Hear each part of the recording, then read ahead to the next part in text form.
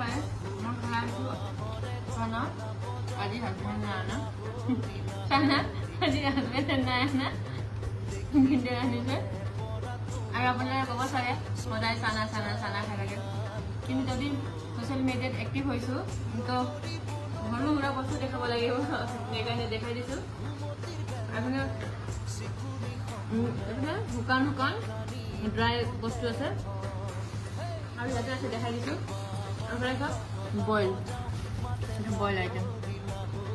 আৰু মই আগতে খাব লৈছো, ভাল নাখাওঁ কৈছো, বহুত টেষ্টি লাগিছে খাই মেলি।